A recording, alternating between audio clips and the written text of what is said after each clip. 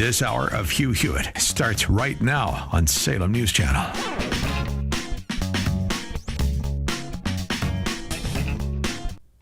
Straight ahead on the first hour of the Tuesday edition of the Hugh Hewitt Show, Dwayne Patterson filling in for Hugh. We will be speaking with David Drucker of the Dispatch, all things politics, not just looking at who's getting in, but more importantly, who's staying out of the Republican primary process.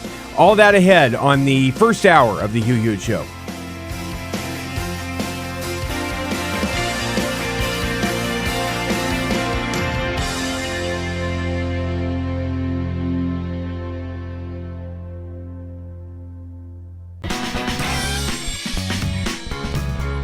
You won't want to miss a minute.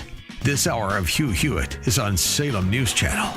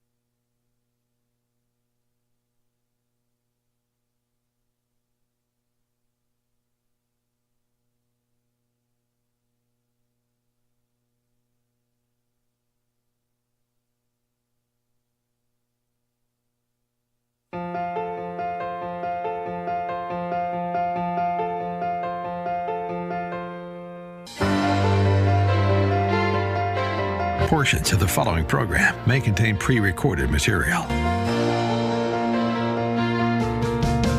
Morning glory, America. Bonjour, hi, Canada. I'm Hugh Hewitt. I'm not there today. Dwayne is. Day 2 of Dwayne Behind the Wheel. Hope he doesn't take the Dwayne Patterson Memorial off-ramp, which he should tell you about, Dwayne. Tell them about that. Take it away, my friend. Thank you, Hugh. Yes, Week of Dwayne continues. It's day 2. Welcome to the Hugh Hewitt Show. My name is Dwayne Patterson, the producer of the Hugh Hewitt Show. Good to have you here.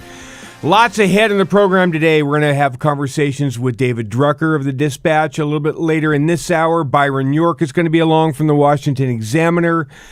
Admiral James Stavridis, retired admiral, who you know him, you love him, from the Carlyle Group. There's lots to talk about with him, both in Ukraine and a couple of very important pieces about our state of readiness in case we do have a conflict with China. We will talk with Admiral Stav about that a little later in the program.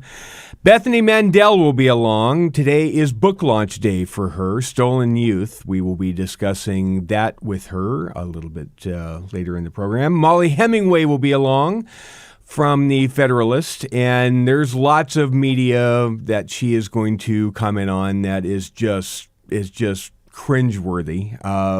That's going to be a fun conversation.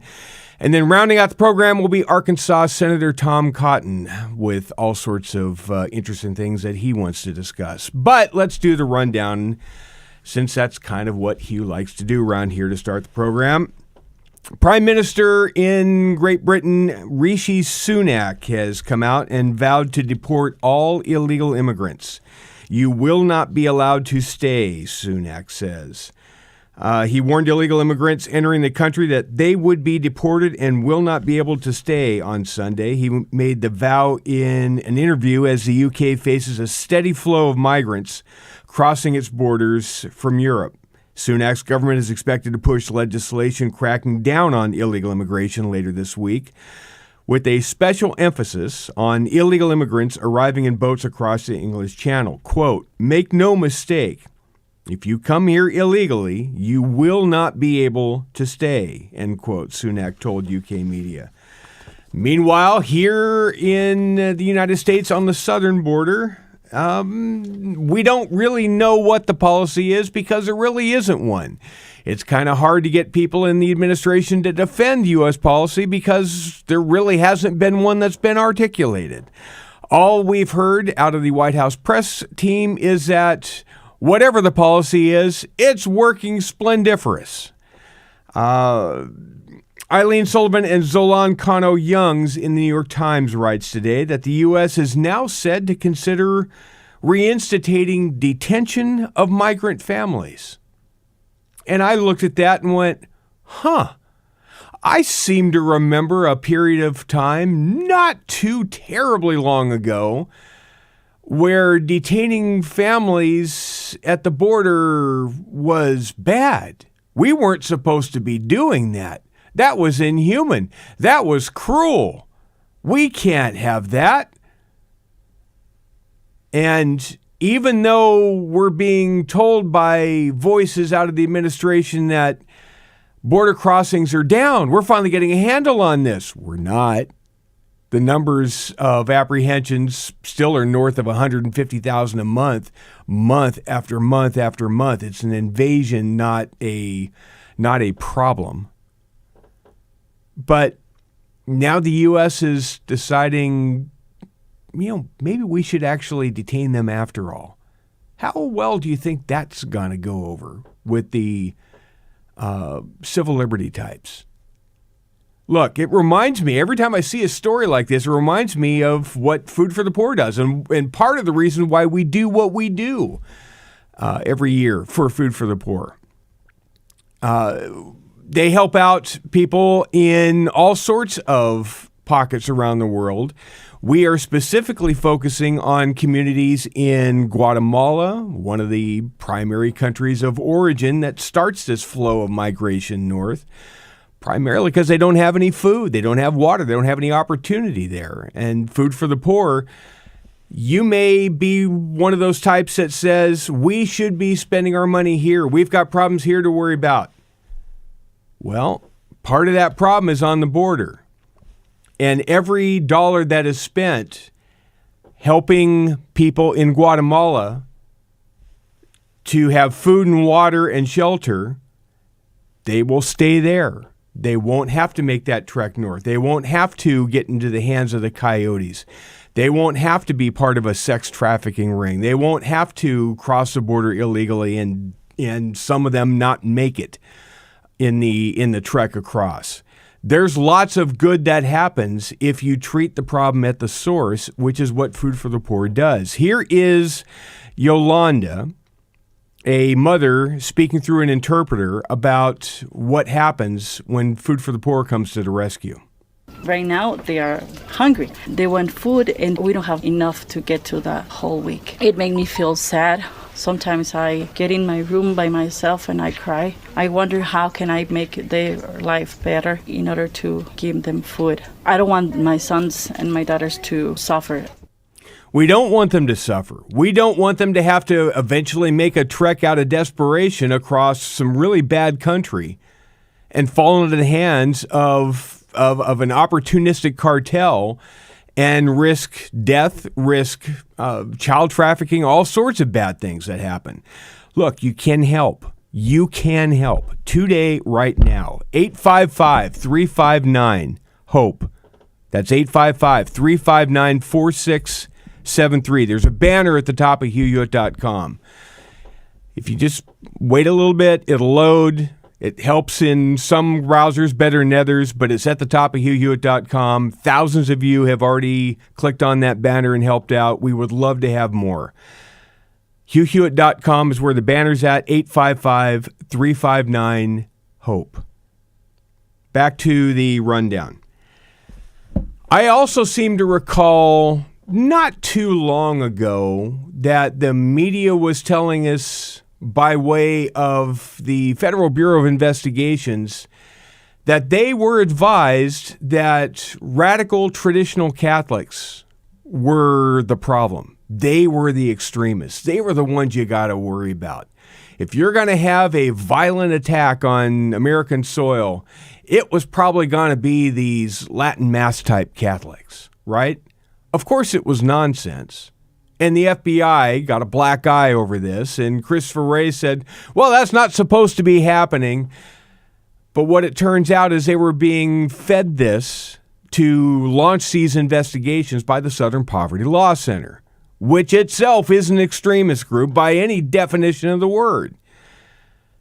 But the media didn't really point too much at the Southern Poverty Law Center. In fact, they are in the news again. Kinda. Depends where you look. Why? Because yesterday, New York Times writes, hundreds of activists breached the site of a proposed police and fire training center in Atlanta's wooded outskirts on Sunday, burning police and construction vehicles and a trailer and setting off fireworks toward officers stationed nearby. Now, if you're going to attack a police training center and depot, protesters and activists would not be the words I would use. They would be domestic terrorists. That would be a better thing to use. And the fun part about this story, why one of the people detained, there was 23 people arrested, one of them happened to be a staff attorney for the aforementioned Southern Poverty Law Center. Now, the SPLC said, oh, he was just an observer. He wasn't really that much of an active participant. He was there. And how many of you would say, you know, just for giggles, let's go down and watch the police depot burn just as an observer so we can report on it fairly from the Southern Poverty Law Center as an attorney? I'm not buying it. The fun part, the media did what media does. Here is CBS Evening News' Nora O'Donnell covering the story last night. Cut 24. Jacob. Tonight, 23 people are charged with domestic terrorism after a violent protest at the site of a planned police and fire training facility near Atlanta.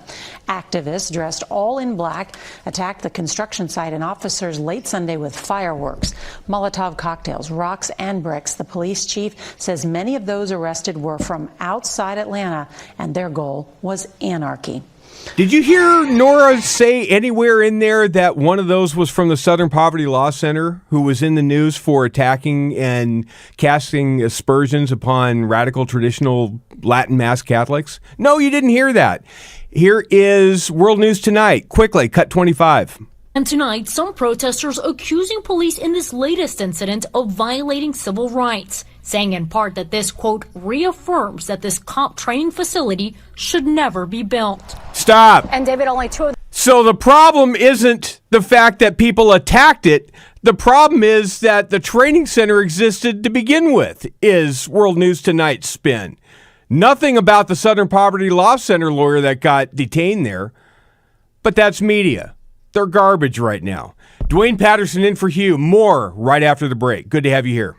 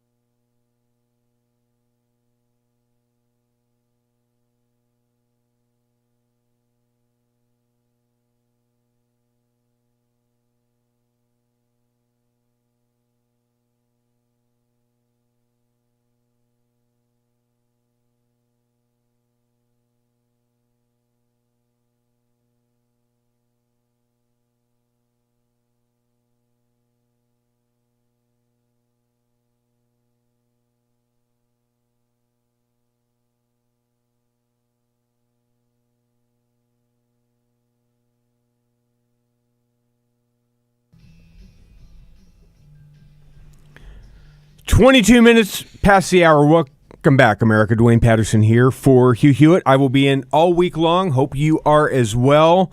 Lots ahead in the program. Coming up again a little bit later in the hour, we will be talking politics and the primary sweepstakes with David Drucker over at the Dispatch. But I want to talk about what's going on in the markets. It's time for the market report. Pre-market trading, by the way, the market report is, as always, is brought to you by our friends at Birch Gold. You can do what Hugh does and invest at least part of your investment capital into actual physical hard gold by texting Hugh to 989898. That's where you get your free info kit on gold to claim eligibility for a home safe by March 31st. Again, that's texting Hugh to 989898. This is how to buy gold the right way. They are a third-party depository. They house it for you. They put it in a vault for you. They maintain it. It's perfectly on the up and up. They are AAA rating with the Better Business Bureau. The markets right now look like they are just up a tad right now in pre-market trading. Dow is up a little bit. S&P is up a little bit. NASDAQ is up 42. It's actually up almost 1/3% in pre-market trading. As far as commodities, everything is turning down just a smidge today. Crude oil is off a little bit. Gold is holding its own, $18.48 an ounce. And that is as interest rates are starting to creep up again a little bit. The 3-month Treasury is up almost a tick from yesterday. Times are still kind of weird right now, and gold is something you should have at least as a fallback plan as inflation continues to increase. You can hear all the spin from the White House. It's not going down. It may be reducing how fast it's growing, but everything is still more expensive than it was last month. You're going to want to protect some of your assets with gold. Also want to talk about our friends at consumersresearch.org. Will Hild, the executive director, will be on the program a little bit later in the week. And some interesting news that has come out recently. BlackRock is all things ESG, right? They're the ones that are trying to make ESG a thing and invest all sorts of retirement money in the United States in this goofy environment, social, governmental first platform, which doesn't really return as much money as the market will normally bear. It just is woke investment 101. Well, the number of dollars that have been lost to people that have invested by BlackRock is now up to nearly $2 trillion in 2022. That's Larry Fink over at BlackRock, and that's kind of the performance. Again, the House and the Senate, bipartisan. John Tester of Montana in the Senate, Joe Manchin of West Virginia, both Democrats. They voted to repeal this woke nonsense, this ESG nonsense. The House passed it fairly easily as well. Even Democrats realize that this ESG investment strategy is kind of unsustainable. But don't ask Joe Biden that, because that's the only thing that Joe Biden is willing to stick a veto threat on. It's more important to him for climate change advocacy to keep ESG intact and veto everything that comes along, rather than look at the damage it's doing to the American economy and to the retirement system of American investors.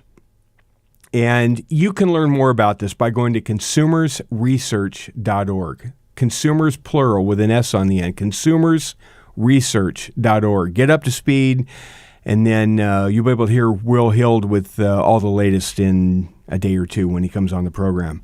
Last thing, Hugh is still in his chasing down Genghis Kate state.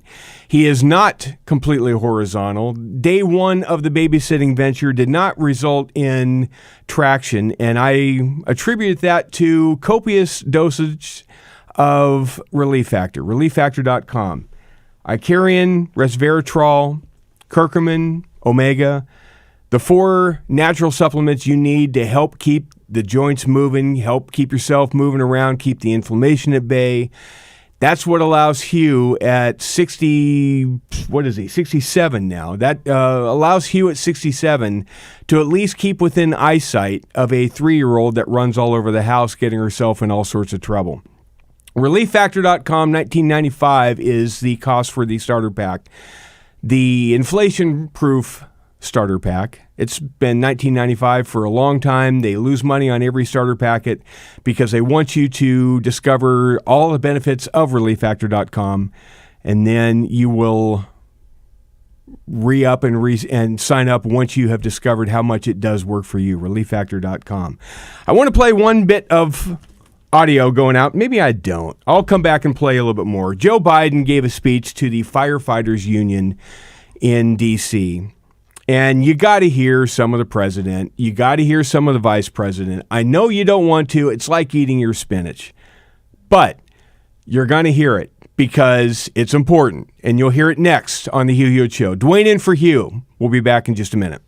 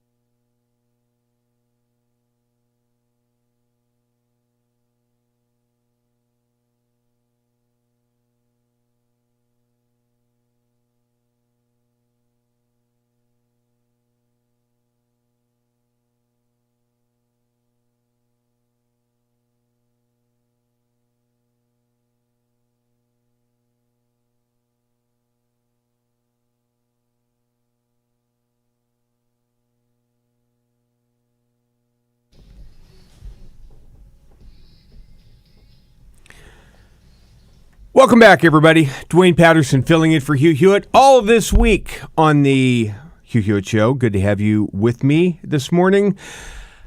The President of the United States, Joseph Biden, was at the Firefighters International conference in D.C. yesterday and decided to drop by and give a little address.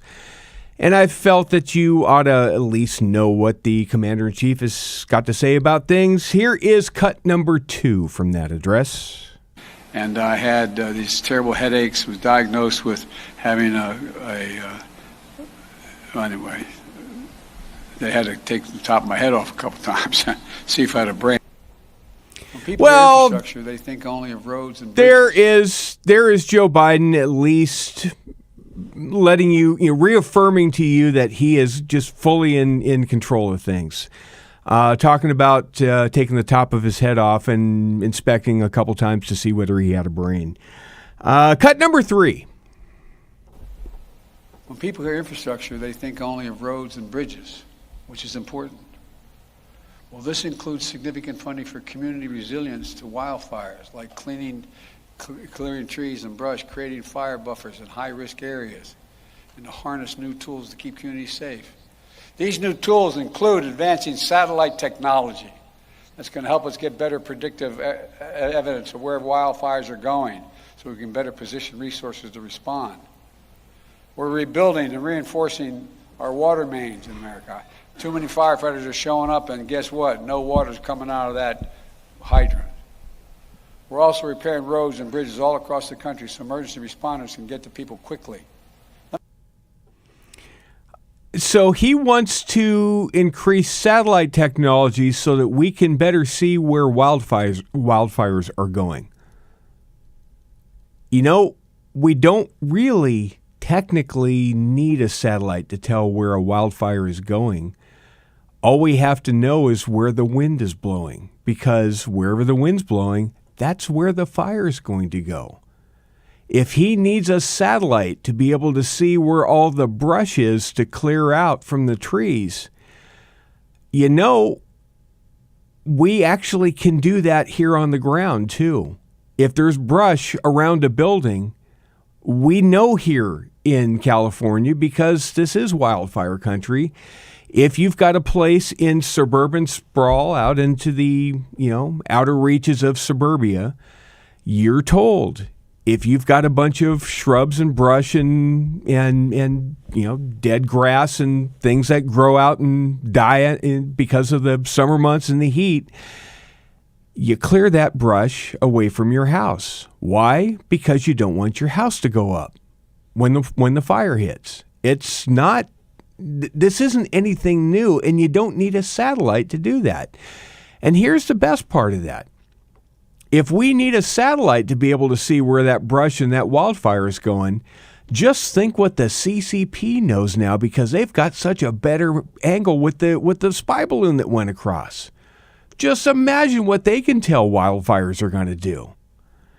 More Joe Biden talking inanity to the firefighters. Cut number 4. I did all we did and all the stuff you guys wanted me doing and some more, and we still cut the deficit in the last 2 years by $1.7 trillion. No, he didn't. Again, he's said that before. He has said that 100 times. He could say it 1,000 times. It's still not going to make it true. The deficit is what you spend as a country on a year-to-year basis more than what you take in. And if you're spending more than what you're taking in tax receipts, you're running a deficit. And if he's saying that he reduced the deficit, you're saying that we are now taking in more money than is going out. And that has not been the case for a goodly period of time. Even if you're trying to say, well, okay, give him the benefit of the doubt, he at least reduced the rate of increase of deficit. He didn't do even that. Do you know who did? Congress.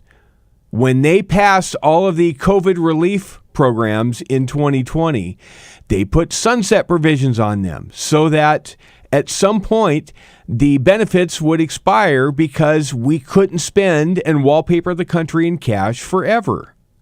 And so when those sunset provisions came up by congressional statute, before Joe Biden even put his hand on the Bible and got sworn in, those programs were going to end. And when those programs ended, the intense spending got reduced to gratuitous spending. It's still way too much. Thankfully, Joe Biden came along and wanted his own spending measure passed and a couple of other things, student loan debt forgiveness and all sorts of other things he's trying to put through executive orders. We're going to be right back up to $2 trillion deficits every year, according to the CBO. So he hasn't done anything like that. That's just a lie. Cut number 5. I made a commitment on my watch. No one making under $400,000 will pay an additional penny in taxes. See, that's not true either. And people that are already starting to put their tax returns together for fiscal year 2022 have realized that. People all the way down to $20,000 a year in income have seen a little uptick in what their tax liability is because of Joe Biden's policies. The 400,000 threshold is nonsense. Everybody has seen a little bigger share of what they owe, thanks to Joe Biden and the Democrats. One more, cut number 6. Lightning struck in a pond behind my house, went up underneath the conduit, caught fire underneath the floorboards of my house. And it was during the summer, air conditioning was on, smoke that thick all 3 stories. The reason I can show you that is because every piece of furniture had to be replaced because of the smoke. But guess what? My fire company was there to go in and save my wife, get her out, the cat, and my 67 Corvette. My favorite part of every speech that Joe Biden gives is the part of the speech where he spins his own bio and grossly exaggerates his bio to pander to whatever group he is speaking to. The fire that he's talking about that had to get every stick of furniture replaced, which didn't happen, by the way, was a kitchen fire reported by the AP when it happened as a small kitchen fire that was very quickly contained with very small amounts of damage. Nobody was hurt. Nobody was injured. They didn't have to evacuate the whole house. He's making it sound like the whole damn thing fell down around him, and it didn't. It was simply a small kitchen fire on the stove that they put out fairly quickly, and no, they didn't have to replace every stick of furniture. It was minor, reported by the AP at the time. Jill Biden sat down with CNN's Arlette Saenz and had this to say about Joe Biden and his robust stamina. Cut number 7. I say, look at what he's done. Look at what he's doing. Look at how physically he's got the good bill of health from the doctors to his physicals. But how many 30-year-olds could travel to Poland, get on the train, go 9 more hours, go to Ukraine, meet with President Zelensky? Morning, Mr. President. His energy level, his level of passion. So look at the man, look what he's doing, look what he continues to do each and every day, and make your decision. It's up to the American people. How many 30-year-olds, Jill Biden asks, could go on a presidential trip to Poland like Joe Biden went on? Well, physically, all of them. Legally, none of them. Because you've got to be 35 to be president. There's not very many 30-year-old potential presidential candidates because the Constitution says you can't have that.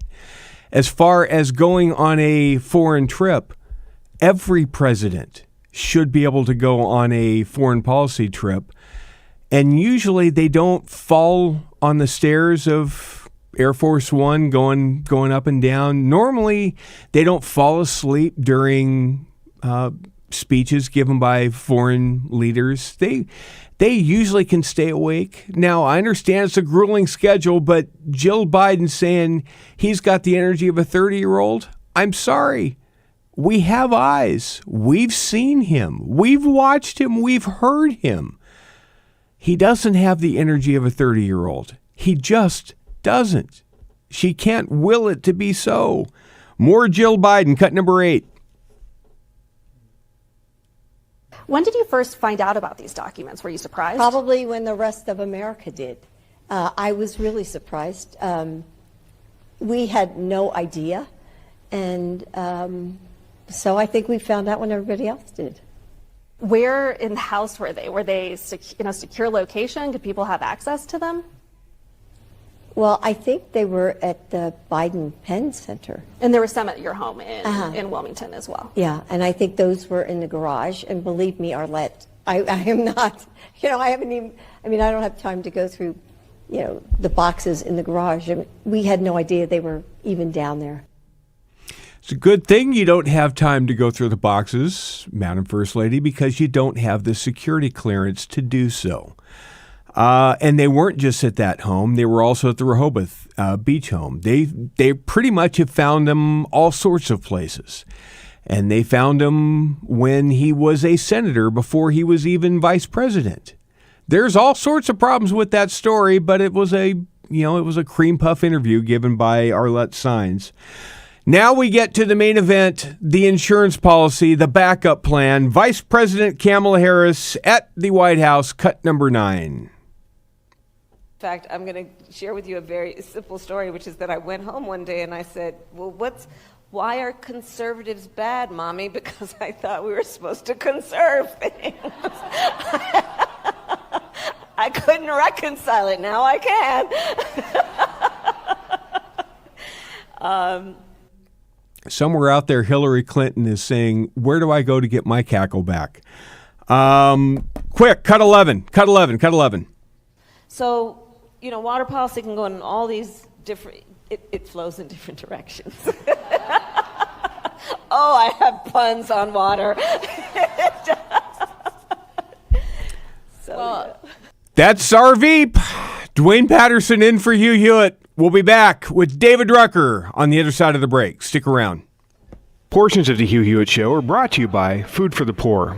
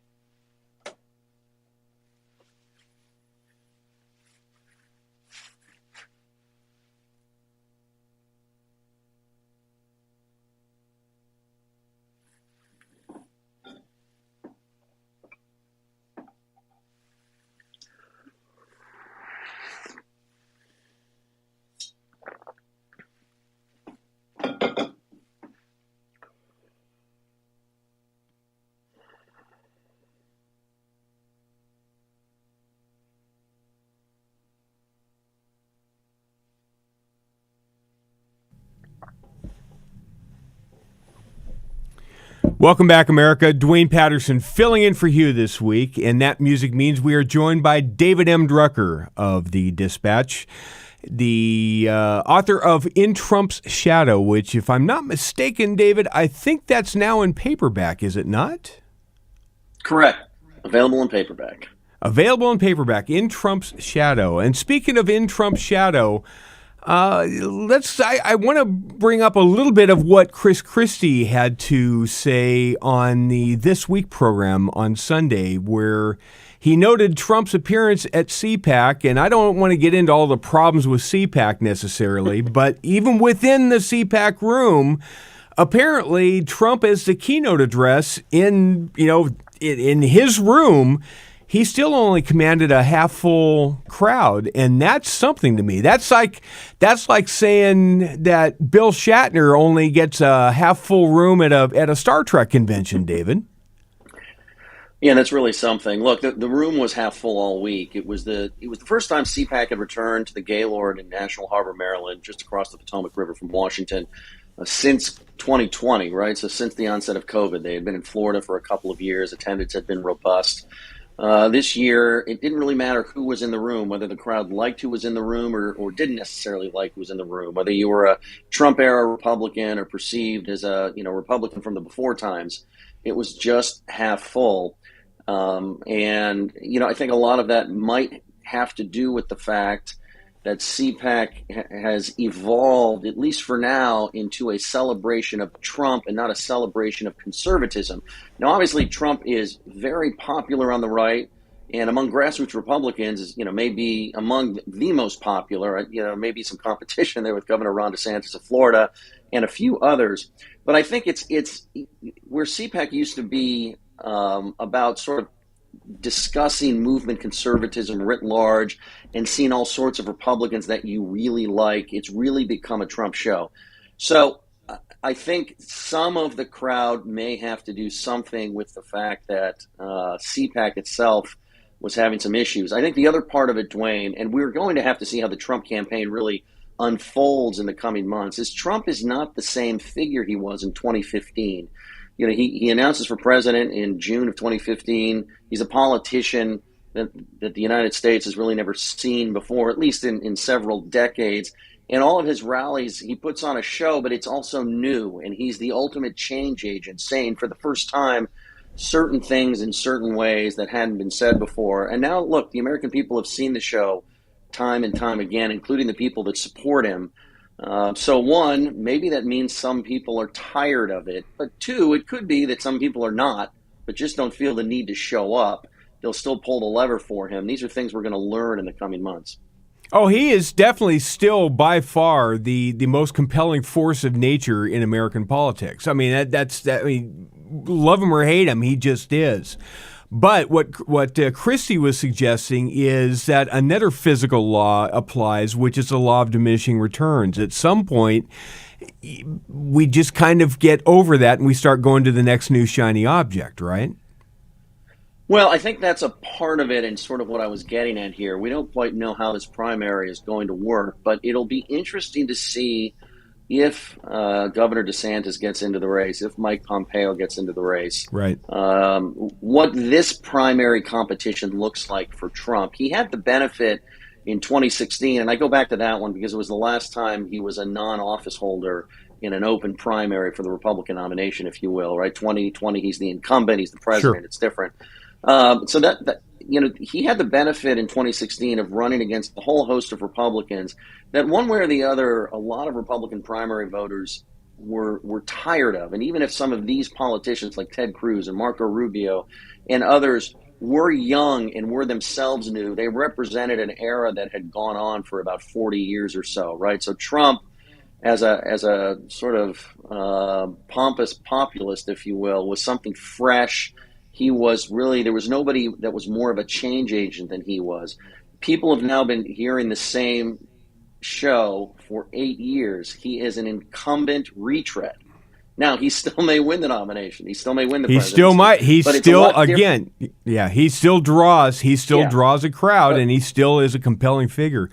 Before we completely run out of time, I want to talk about what is going on up in New Hampshire, especially on the Democratic side. Very interesting piece by the AP yesterday, filed out of Laconia, where there is a lot of discontent at Joe Biden and the Democrats for trying to yank the primary schedule out from under New Hampshire. What make you of this, David Drucker? Well, listen, it's a headache the president doesn't need. I don't think ultimately it's going to get in his way of the nomination. But look, I interviewed Governor Chris Sununu, a Republican of New Hampshire, a couple of months ago for the Dispatch, and he said, look, our law is that our primary goes first. He said that every Democrat of stature in New Hampshire is on board with this. This includes their 2 Democratic senators, which they still have, and the chairman of the Democratic Party in New Hampshire. And so they're going to go full steam ahead, and they're not happy to be put in this position in their own party with their own president. David Drucker of the Dispatch, author of In Trump's Shadow, a absolute go-to guy for the next year and a half as we work our way through the primary process. Thank you very much. Dwayne Patterson filling in for Hugh. We'll be speaking with Byron York of the Washington Examiner right after the top of the hour break. Come right back.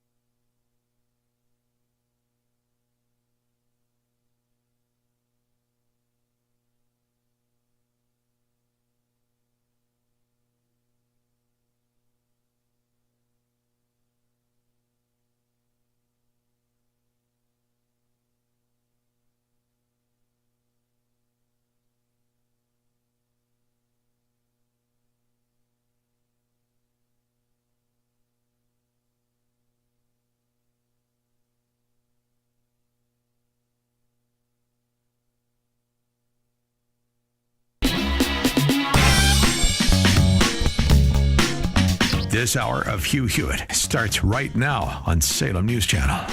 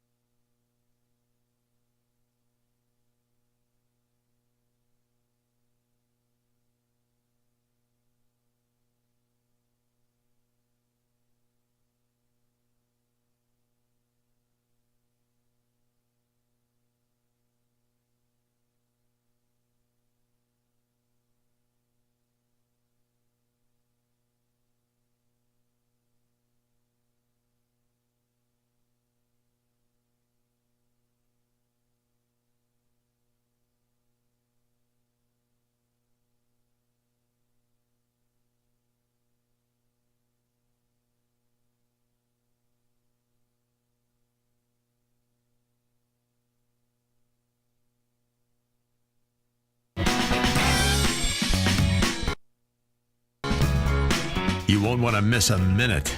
This hour of Hugh Hewitt is on Salem News Channel.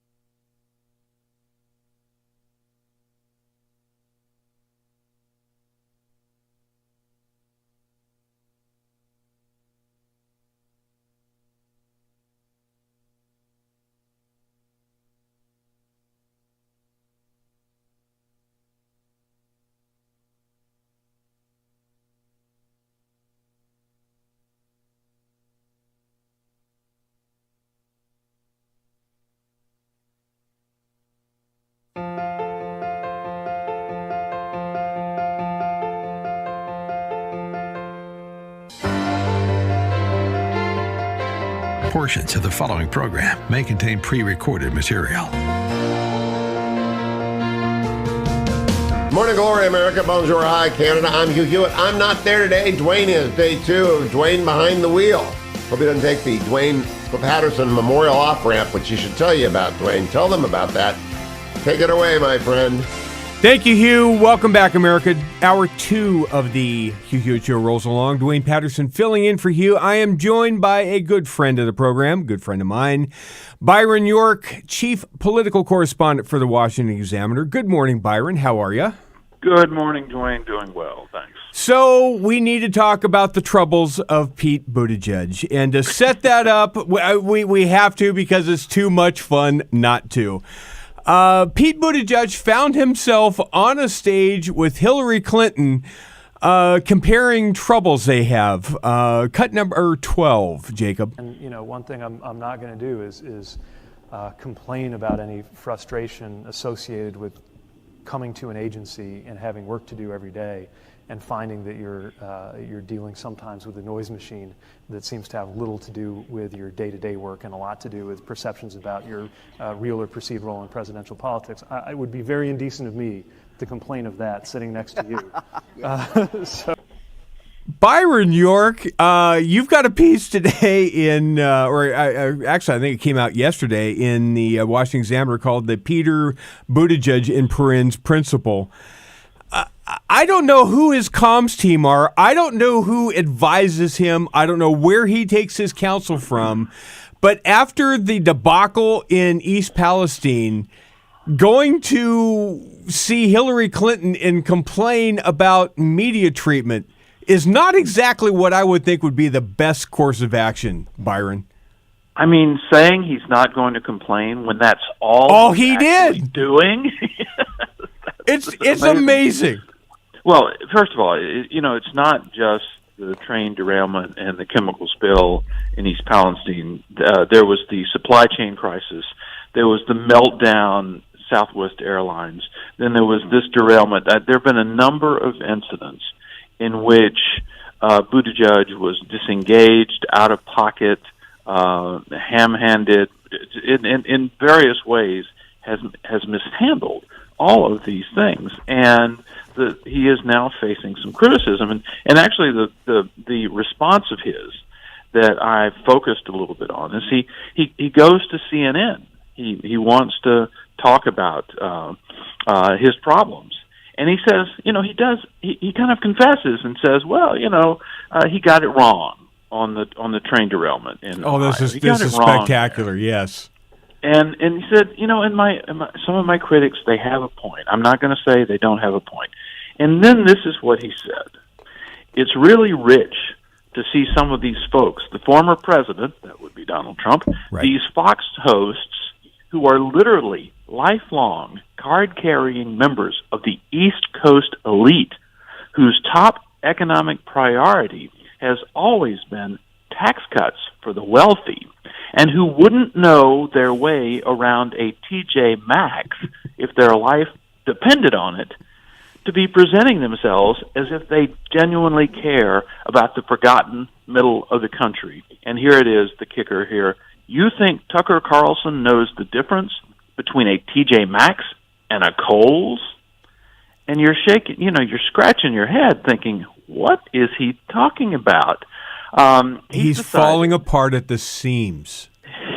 He's a man of the people, and he's being attacked by those East Coast elitists at Fox News, including one host who he says does not know the difference between a TJ Maxx and a Kohl's. And you ask yourself, what does that have to do with your duties as the Secretary of Transportation?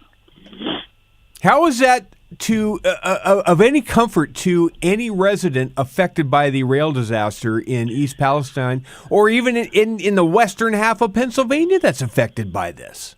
Well, it should not only not be of comfort, it should be of great concern. You think this guy doesn't really have our concerns at the top of his mind, and second, he doesn't really know what to do. I mean, I think that's been the biggest problem with him.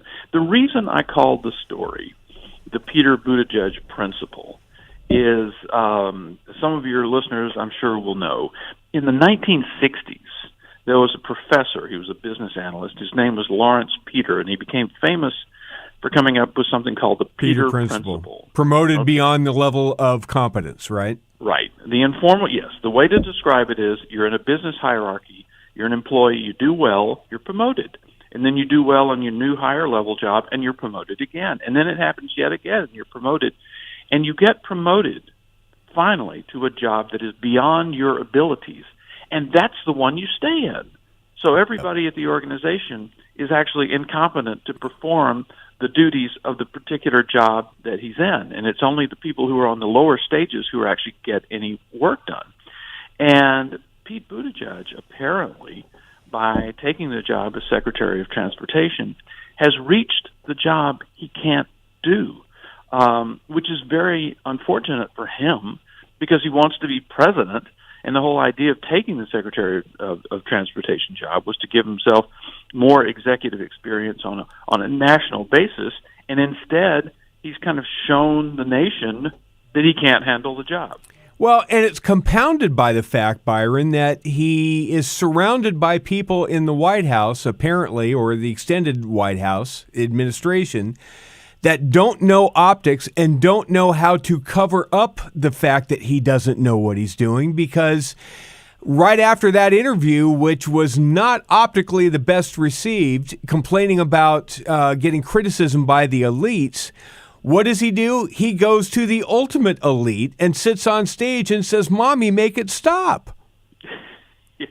You know, the thing is that we all know he ran for president after having served a couple of terms as the mayor of South Bend, Indiana. Right. I mean, it's not exactly the kind of presidential resume that you would be looking for. But Democrats thought he was a real star. He was from the heartland.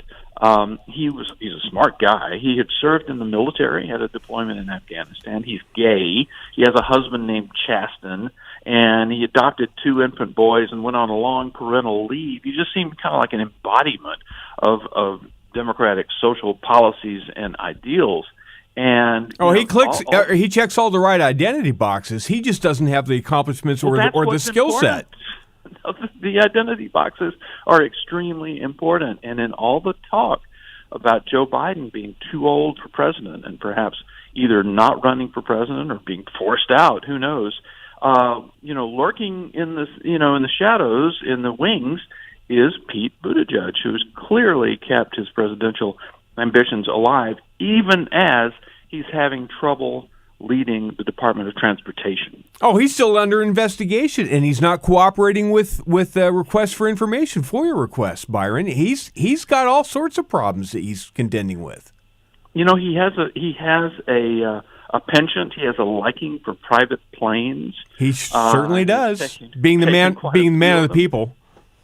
And you remember the Secretary Donald Trump's first Secretary of Health and Human Services, and I've just forgotten the name. The congressman from Georgia, Tom Price, Doc Price. Tom Price had to resign for taking private planes, fewer, I believe, than Pete Buttigieg has.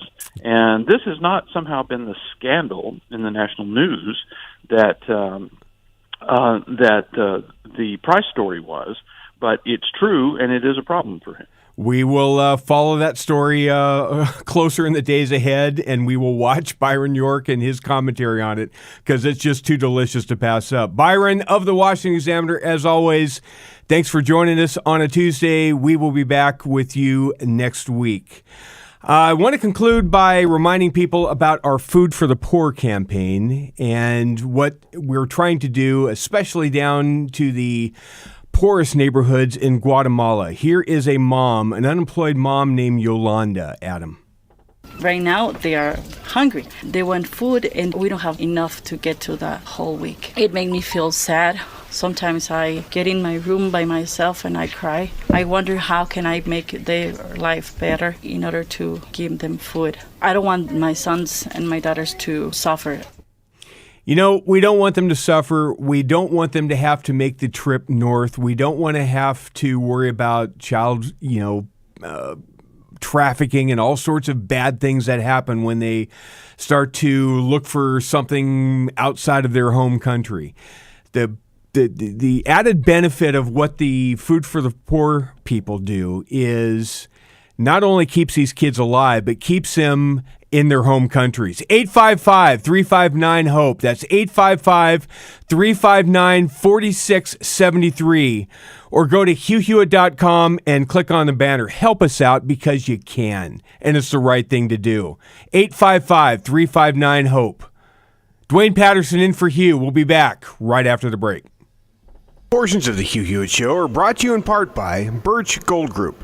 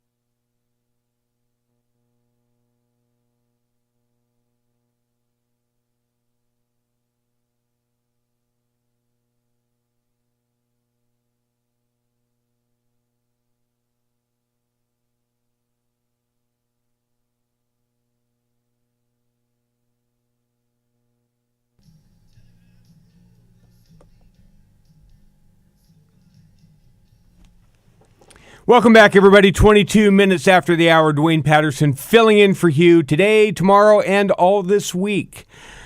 Lots ahead still, including conversations with Bethany Mandel about her new book, Stolen Youth, with Senator Tom Cotton of Arkansas.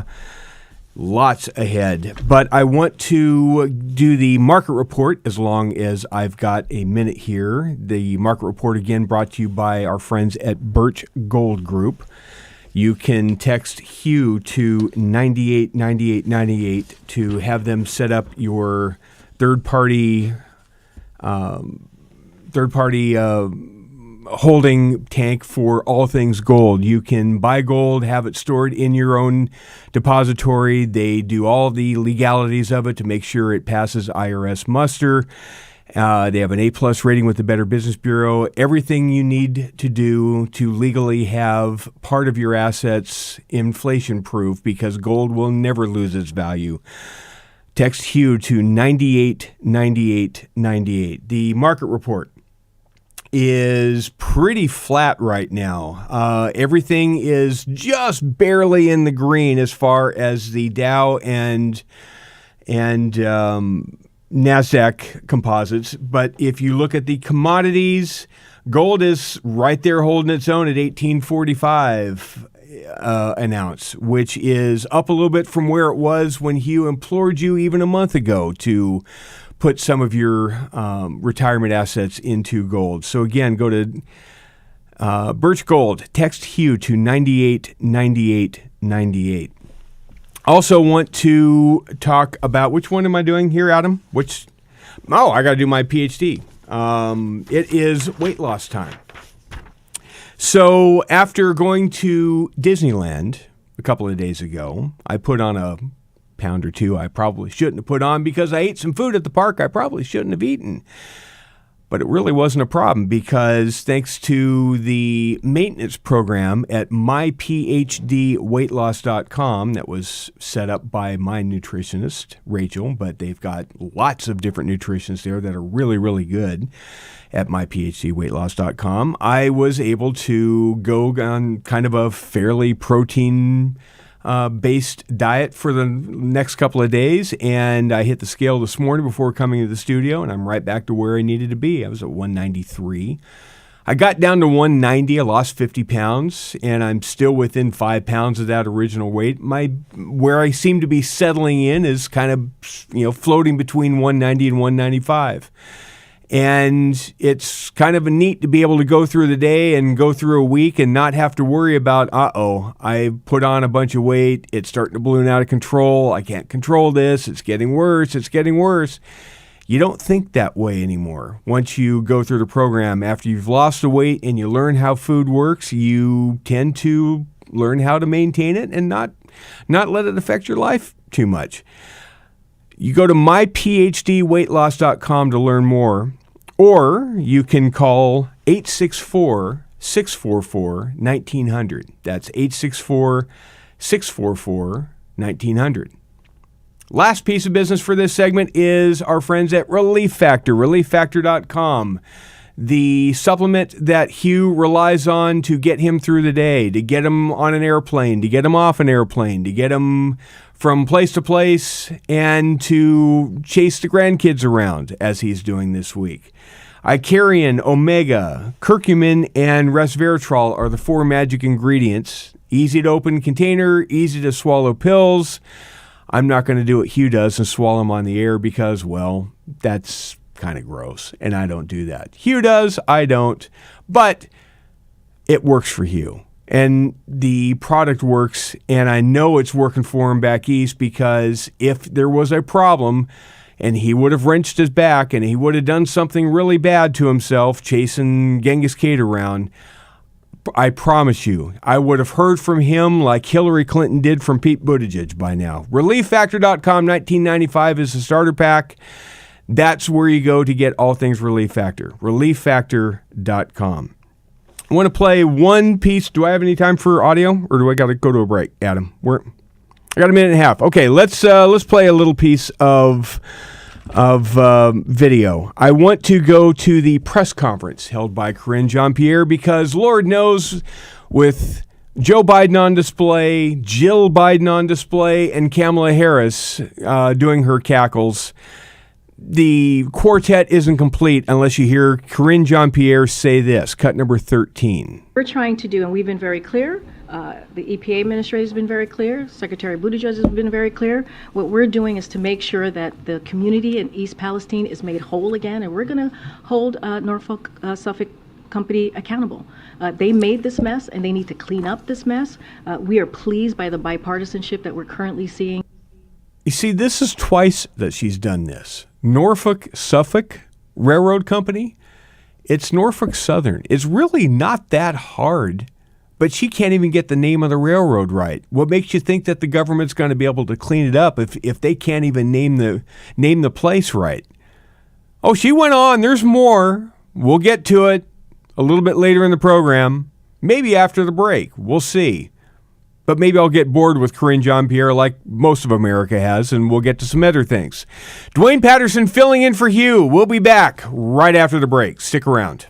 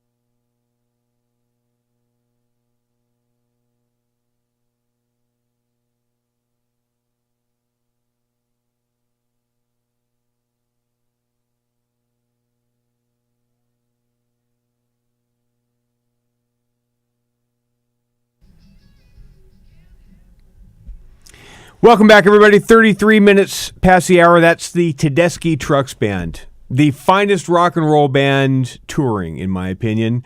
If you ever have a chance to go see a band play, that's the band you want to go see play live. They're really that good. Dwayne Patterson in for Hugh Hewitt. All this week, I have a little bit of time on my hands here to be able to go into a little bit more depth into some of the news of the day. The editorial board of the Wall Street Journal came out with a piece. You heard the president. I played this audio earlier in the program from the National Firefighters Union speech the president gave, saying that no one over $400,000 is going to see a tax increase, right? And I'm only going after the rich. I'm only going to go after the top 1% because, gosh darn it, they're the ones that aren't paying enough. They're not paying their fair share. We've heard that argument from the left, I don't know how long. But here's the actual reality, according to the editorial board of the Wall Street Journal today. President Biden releases his fiscal 2024 budget next week, and he said this week he will again propose a tax increase so that everyone pays their, quote, fair share. That makes this a good moment to look again at who actually pays what in income taxes compared with their actual income.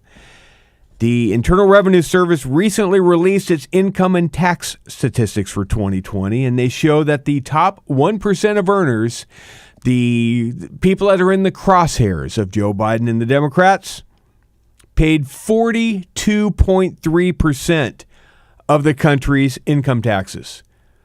1% of the population is paying for 42% of all taxes received. And Joe Biden doesn't think it's enough. And it gets worse from there. By the way, that's a 2-decade high in their share of taxes of the that the 1% pay.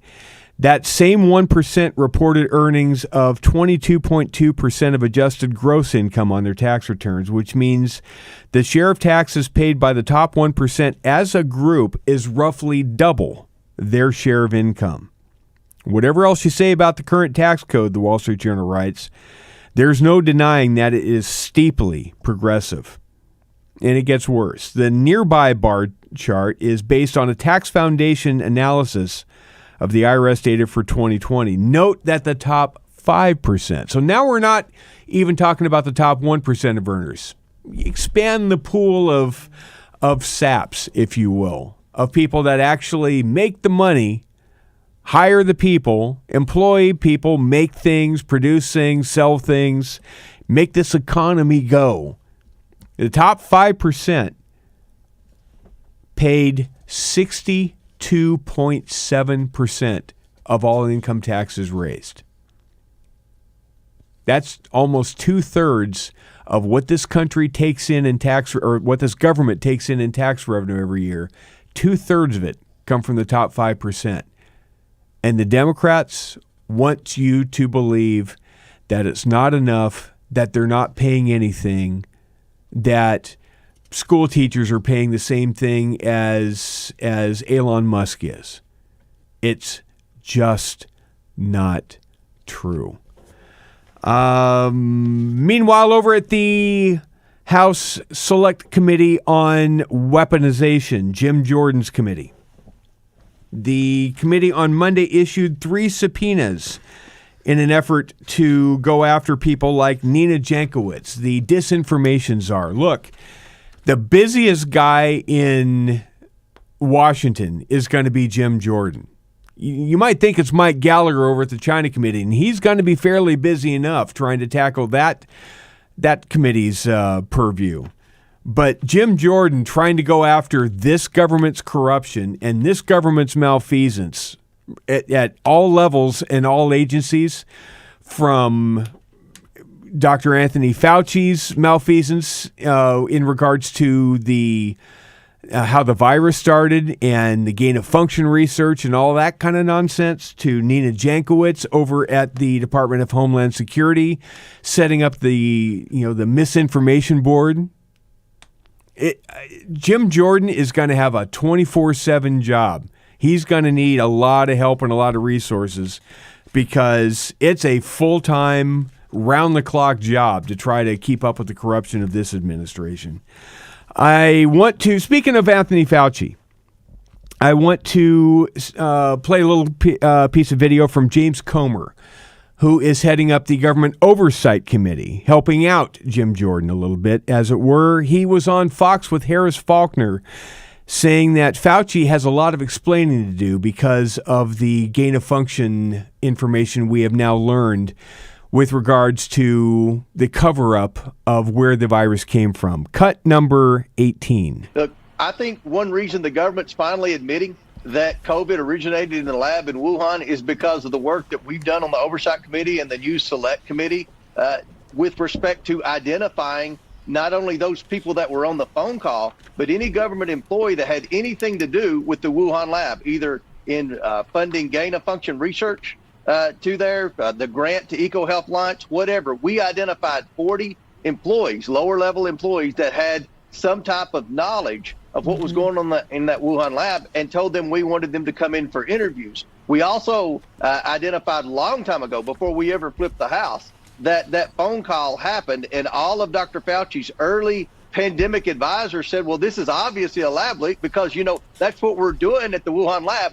We're researching COVID viruses. So obviously, if it started in Wuhan, China, it started at the lab. But then Dr. Fauci had a conference call, and from that point on, they never emailed again, and they just basically went along with everything Dr. Fauci said in saying that this was a conspiracy theory. Now, remember, those same scientists, as Newt Gingrich pointed out, were getting grant dollars from government agencies that Dr. Fauci and Dr. Collins had a lot to do with. So this isn't over just because the government has admitted that COVID originated in the Wuhan lab. We need to hold people accountable for potential cover-ups. We need to hold people accountable for doing mad science type projects. We need to make sure there are no other projects like this happening around the world and stop this from happening in the future. Yeah, and we have to lead on that. I mean, because I would imagine some of it happens in this country too, right? We have a biotech lab up in Nebraska, and I'm not saying that the world can't look at stuff, but this is more than looking at things. Gain of function is the next level. Absolutely. This is what I've called from day one mad science. And the sad part about it is we were funding this with our tax dollars. Even though Dr. Fauci denied that early on, he denied that we were doing gain-of-function research, and he denied that tax dollars were being used in this. Both statements are not true. That's why Dr. Fauci needs to be brought in front of these committees under oath once we've interviewed all these lower-level employees and gathered all the information, and then he has a lot of explaining to do, and then we can decide what actions need to be taken moving forward. As much as I want to see Anthony Fauci be grilled by the House committees, and I do, that would be actually kind of fun to watch. I really, really wish that the Senate were in Republican hands, because Rand Paul with the gavel in his hands, going after Anthony Fauci with the information that is now publicly available, that would be spectacular, wouldn't it? Fox News story. The Biden administration acknowledged in a memo accidentally leaked on Friday that charging fossil fuel companies less to drill would provide greater energy security despite its plans to hike royalty fees. Former Bureau of Ocean Energy Management Director Amanda Lefton, that's the BOEM, recommended late last year that as part of its climate agenda, the Department of the Interior move forward with higher royalty fees for an oil and gas lease sale spanning 958,000 some odd acres in the Cook Inlet off the coast of Alaska. If the Cook Inlet prospect would be developed, there would be additional government revenues and greater energy security for the state of Alaska, especially if development of natural gas resources in the Cook Inlet ameliorated the long-term supply challenges facing the Anchorage area. Nevertheless, because of the serious challenges facing the nation from climate change and the impact of greenhouse gases from fossil fuels, we're not going to recommend this option since it would not include an appropriate surcharge to account for these impacts. In short, yes, We know full well that we could become energy independent if we just open this up to exploration, but we're not going to do it because of climate change. It's outrageous. Peter Doocy was at the White House press briefing and asked a specific question to Karine Jean-Pierre yesterday. Cut number 15. Question about the Willow Project in Alaska. What's more important to President Biden, improving energy security or reducing fossil fuels? So, first of all, it doesn't have to be one or the other, right? Well, we can try to be both. In 2019, I guarantee you we're going to end fossil fuel. So this project would just be dead, right? So here's what I can say about that. The president did meet with the Alaska delegation last week at the White House. He always appreciates me speaking and meeting with the full delegation, understand what their concerns are. So I'll leave it there. And when it comes to that specific decision, that's something that the Secretary of Interior is going to make. So I'm not going to get ahead of where she's going to be. But the president has met with the delegation, and I'm just going to leave it there. Okay, so that's a nonsense answer. Everything we get out of Karine Jean-Pierre is a nonsense answer. But she says, look, it doesn't have to be one thing or the other. Actually, the memo itself spells it out. It's a binary choice. We can either be energy independent.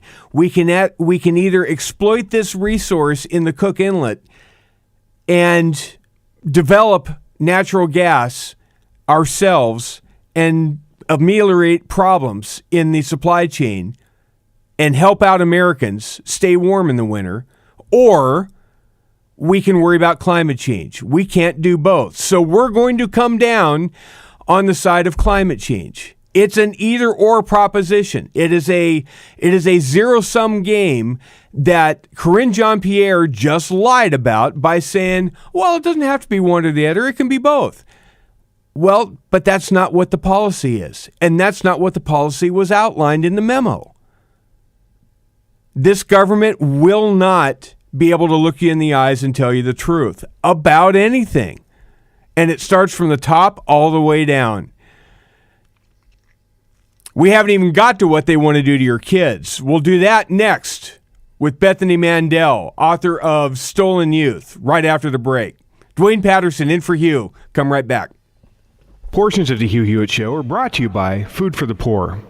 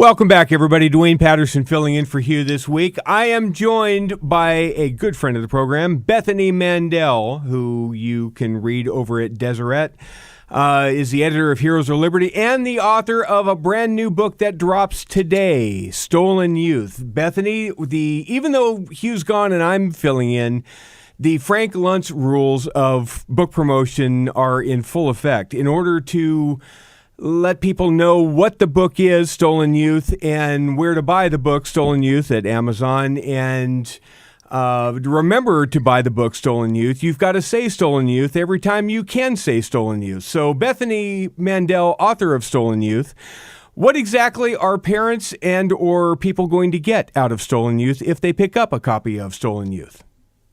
You're very good at this, Frank Luntz game.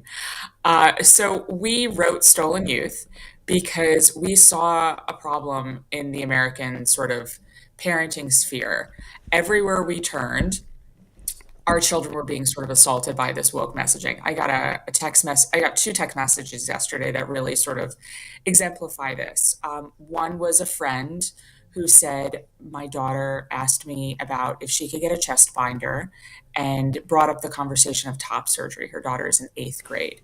And it came up because she's in public school and she was told about it in health class and in the library books that she was being handed by the librarian.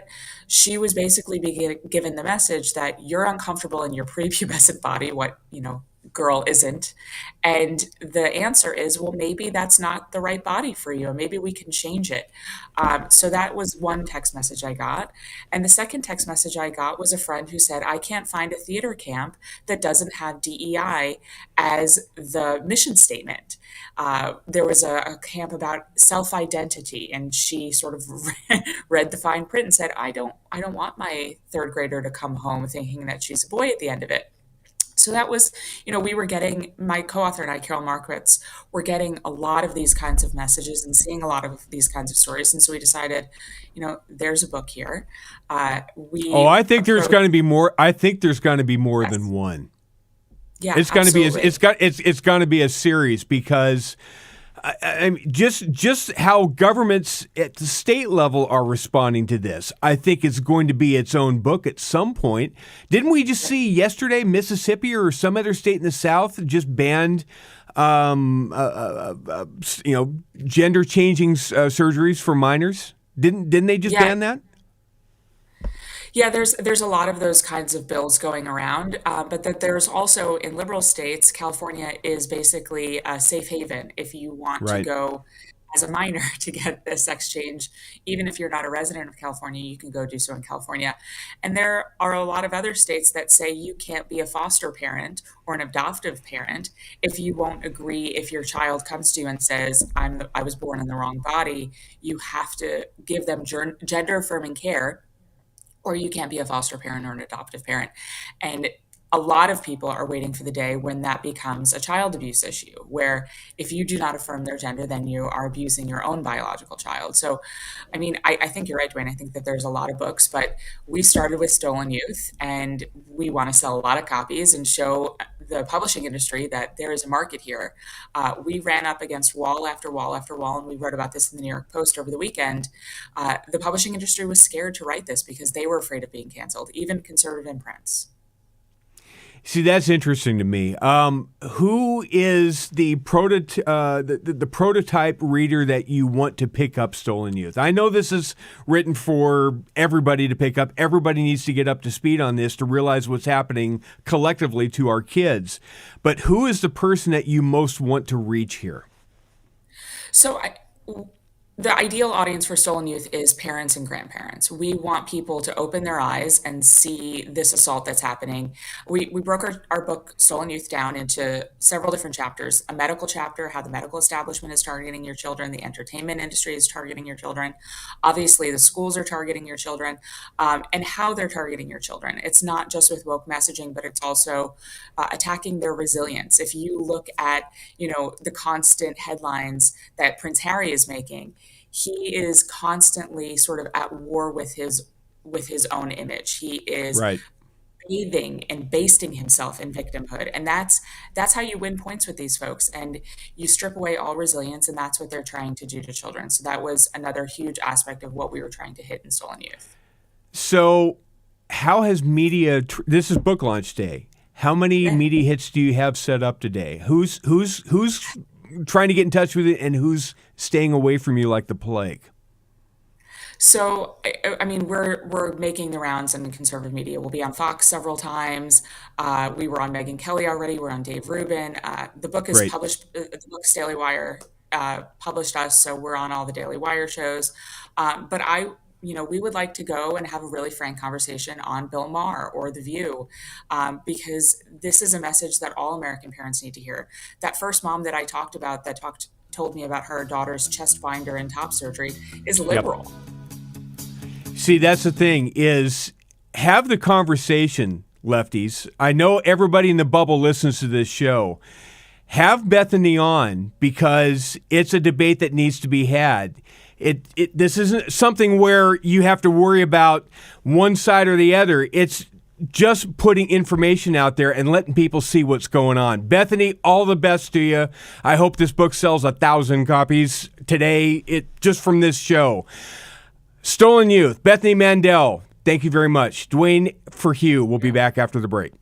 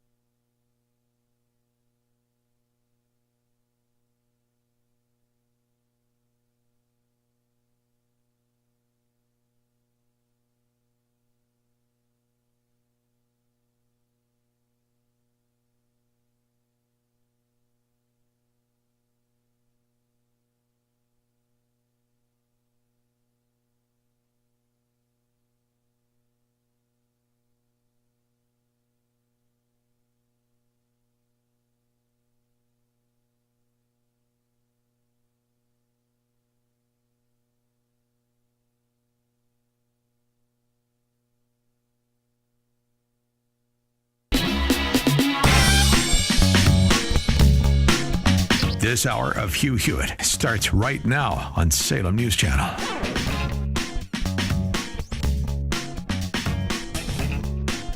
How corrupt is this government?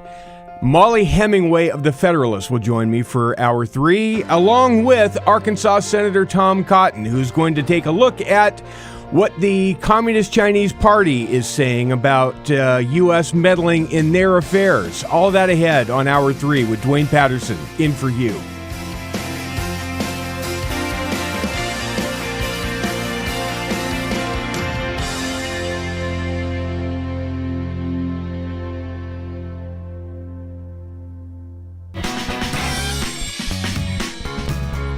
You won't want to miss a minute. This hour of Hugh Hewitt is on Salem News Channel.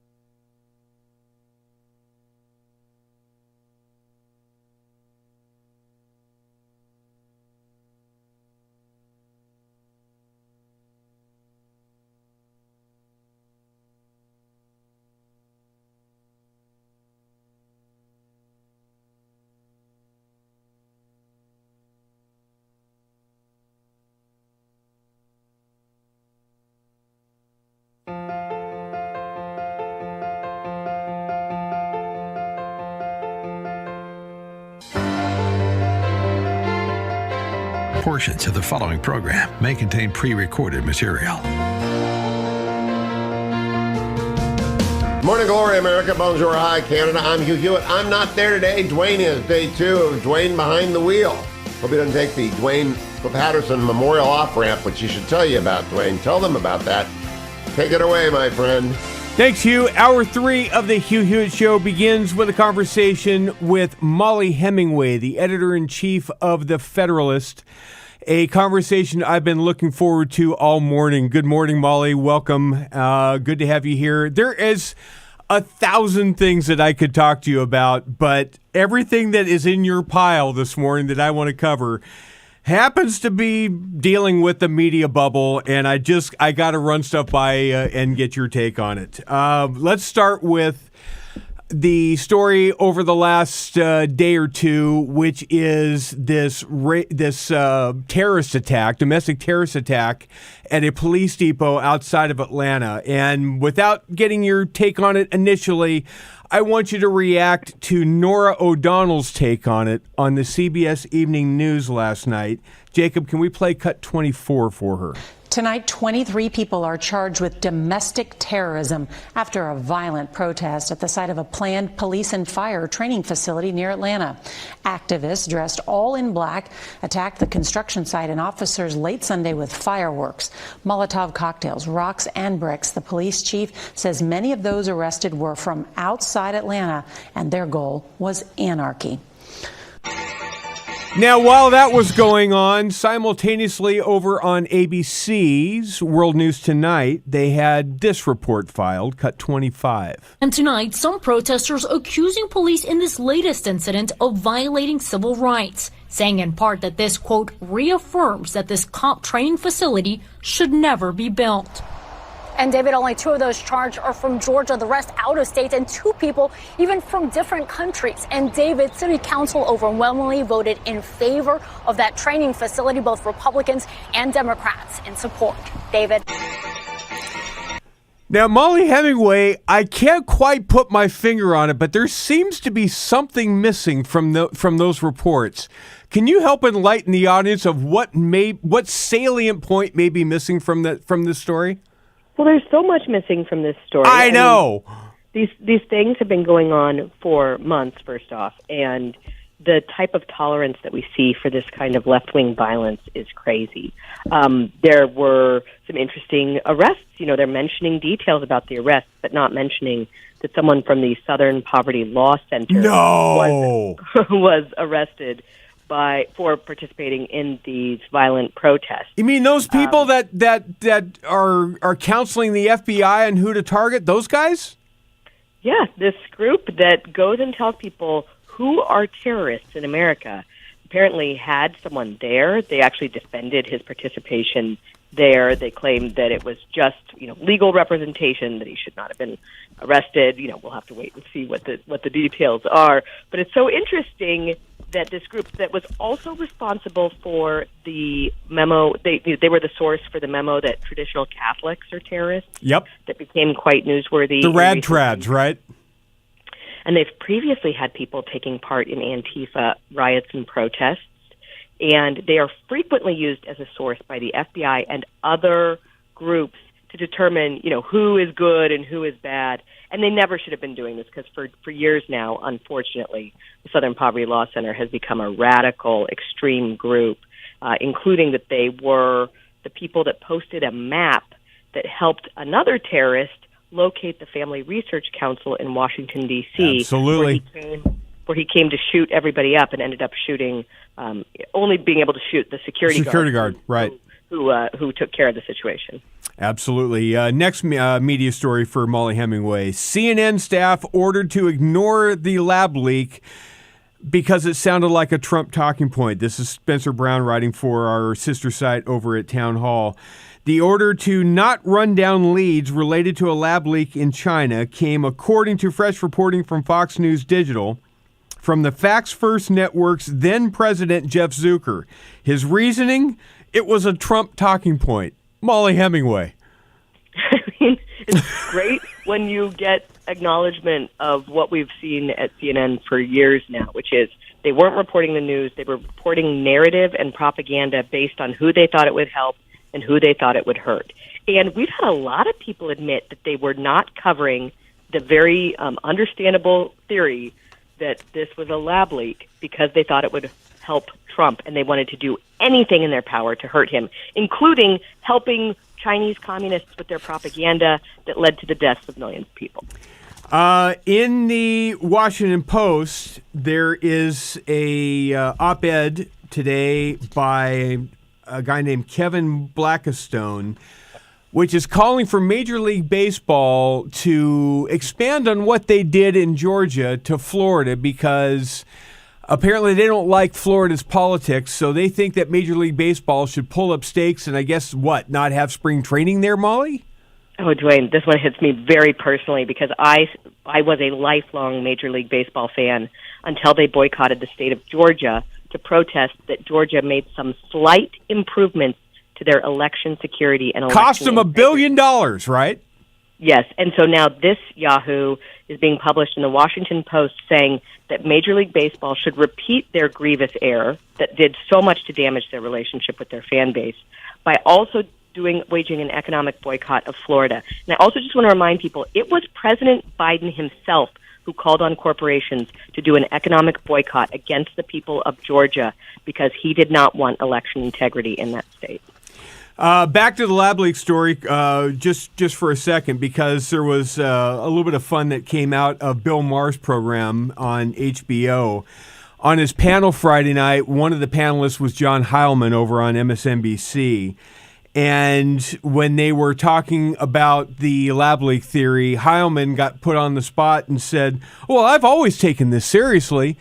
Except our friends at Fox News have a bit of video from the pandemic where the same John Heilman says that anybody who looks at COVID as a lab leak is engaging in a conspiracy theory. Mollie. I love when there is tape evidence of Isn't it just lying. grand? But I've always viewed this as a bit of an intelligence test. Like the idea that you had to come up with this crazy idea that it was a bat or a pangolin when there was the Wuhan Institute of Virology in Wuhan that was investigating coronavirus and how to do gain of function and doing gain of function research on it. Like, it's an IQ test whether or not you thought that was a reasonable theory or not. And pretty much the entire media class failed that IQ test because they wanted to hurt their political opponents. Now, this next story is an actual legitimate tragic story. A former White House official dies of injuries after a business jet she was on hit turbulence. This is a Michael Laris story. A former White House and international development official died last week after the business jet she was flying in hit severe turbulence in New England, officials said Monday. Her name is Dana Hyde. She was flying with her husband and one of her sons on an aircraft owned by a rural broadband consulting firm, Connexon, the company said. And it's a tragic story, and prayers for her family. You know, there's no fun to be had out of this, except if you looked online at the Washington Post, right below the title of the story, former White House official dies of injuries, by Michael Laris, right below that it says, more coverage, climate change is raising flight turbulence risks. Here's what to know. Mollie, they never miss an opportunity. Ever. That's amazing. I didn't even know about that, but it's almost like a religion for these people, and it's just, I don't even know what to say about it. I mean, the family has just coming to grips with a sudden loss of their mom, and the Washington Post is, see, this is all because of climate change's fault. Here's what you need to know about climate change. I mean, it's like Rahm Emanuel is actually running the world.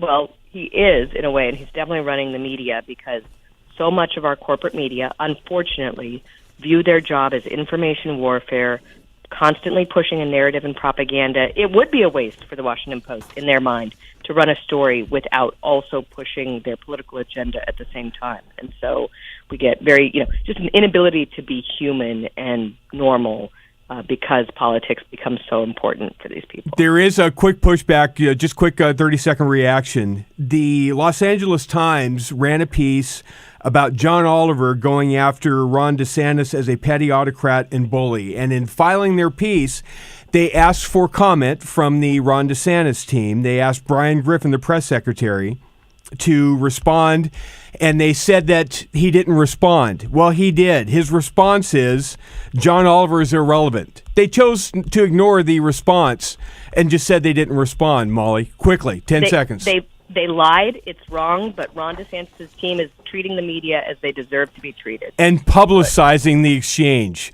Mollie Hemingway of the Federalist, thank you very much. Lots to be had at the media bubble's expense, and Mollie's a great commentator on it over at the Federalist. Dwayne Patterson in for Hugh Hewitt. We will be back right after this.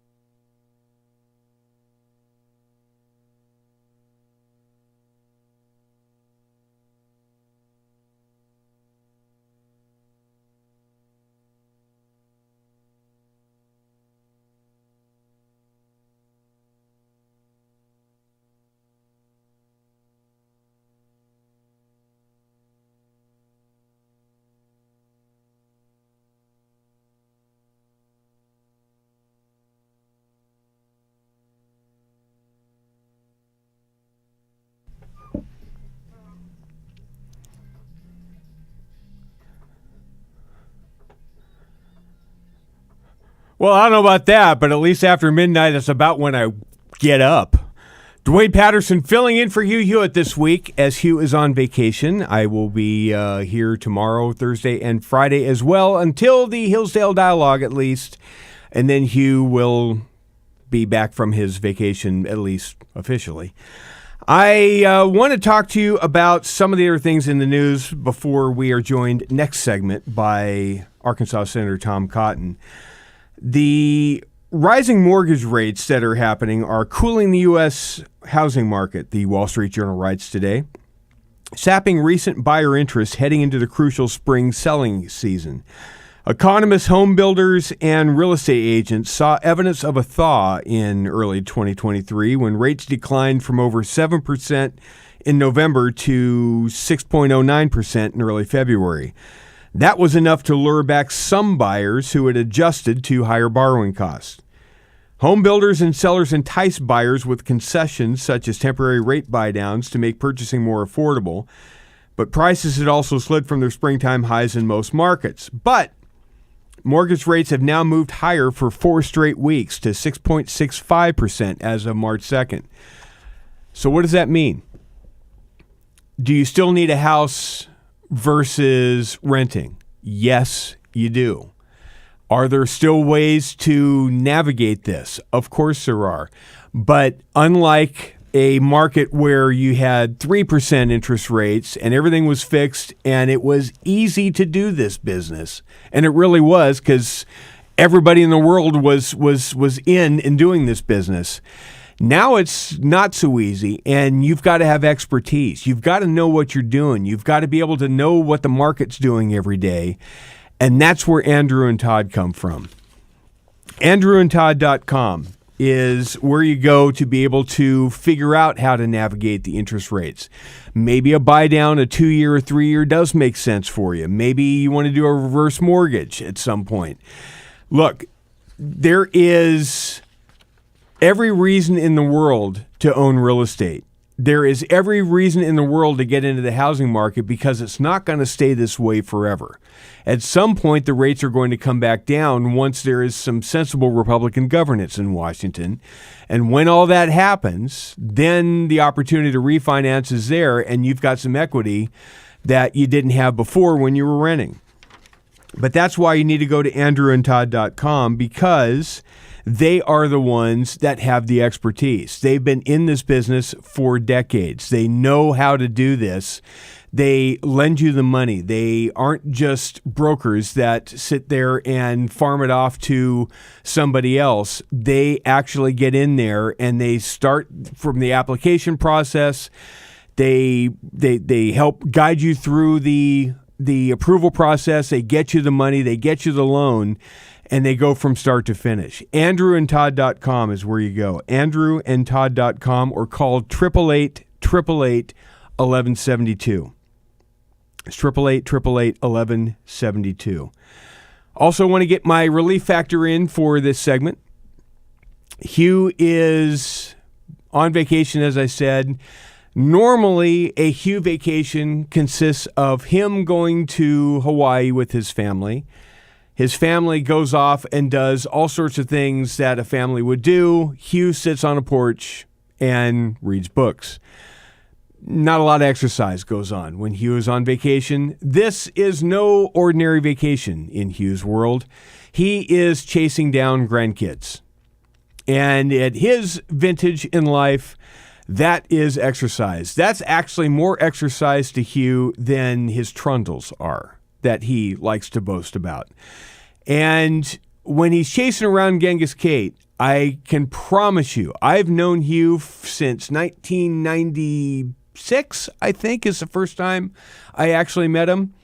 If Hugh has a problem, I hear about it. That's kind of the relationship I have with Hugh. If there's something that's bothering him, I'm going to usually know first. And if he wrenches his back out, if he torques a muscle because of the overhead bin on an airplane, or something happens, I'm the first one to hear about it.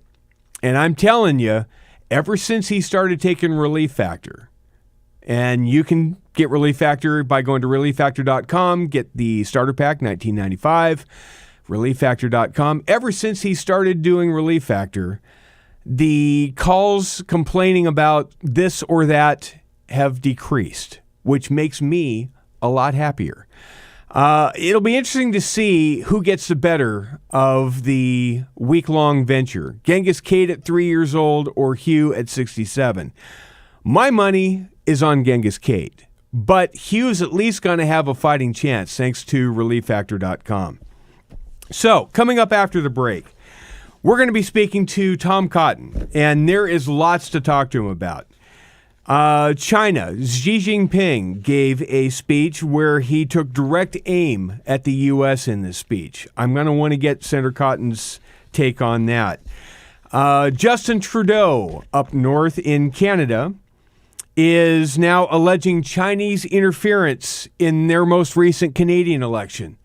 You mean the CCP would interfere in an election in Canada? Why, I don't suppose they would interfere here. And a U.S. senator might have something to say about that.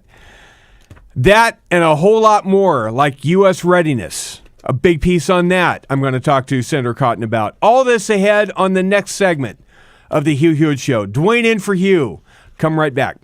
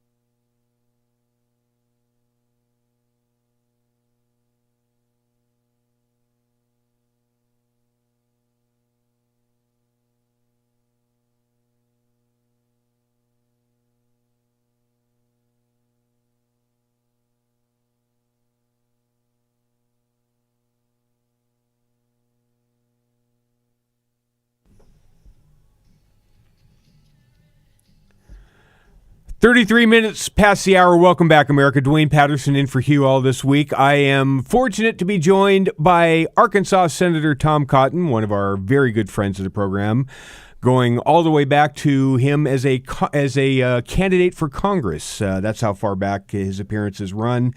Senator Cotton, good to have you on with Dwayne this time. Hey, Dwayne, it's good to be on with you. And it has been a very long time since I've been coming on the show. And, for that whole time, I've always heard Hugh talk about what the show would be like if he only had a producer. And now the truth can be told about how great the show would be if only Dwayne had on-air talent to match his abilities. Right? If only Dwayne had a host. That's the real statement. That's exactly right. Reminds me a little bit of Kareem Abdul-Jabbar in Airplane when the kid's dad criticized him for not working hard enough, and Kareem said, "Why don't you try dragging Walton and Lanier up the court for 48 minutes?" And he's dragging Hugh Hewitt for 25 years. It's remarkable what you can do. Spread your own wings. That's exactly right. Some very serious stuff to talk about in our time together. I want to begin with, as Washington seems to go, there is a difference of opinion on all sorts of different subjects, but I want to play two different views on what the U.S. policy should be towards tech in regards to the CCP. And here is the left's viewpoint espoused by Commerce Secretary Gina Raimondo on CNBC yesterday, cut 16. The goal is not to be self-sufficient. That is absolutely not the goal. We won't achieve that. We will forever be buying chips from Taiwan, from Korea, from Europe. Okay, stop right there. Our allies. We don't even have that as a goal. We don't even want to try to become self-sufficient when it comes to chips and tech. Our mutual friend Robert C. O'Brien, the ambassador extraordinaire, the former national security advisor for Donald Trump, has a very important piece he authored in The Hill this morning. A strong tech sector will keep Xi Jinping from fulfilling his Chinese dream. That seems to be a little different viewpoint than what we heard from Secretary Raimondo. Where does Senator Cotton come down on this? Well, a lot closer to Robert O'Brien. The key thing is that we be independent of Chinese influence and leverage. In many cases right now, Dwayne, China has America over a barrel. And it's not just in high-tech goods. It's also in relatively low-tech, very traditional things like acetaminophen and ibuprofen and penicillin and other life-saving drugs. Or, as we learned at the beginning of the pandemic, various kinds of medical equipment and protective devices. On anything that is a threat to Americans' health or safety, we cannot be dependent on China. We'd like to be totally resilient and self-sufficient, but at a minimum, we can't be dependent on China.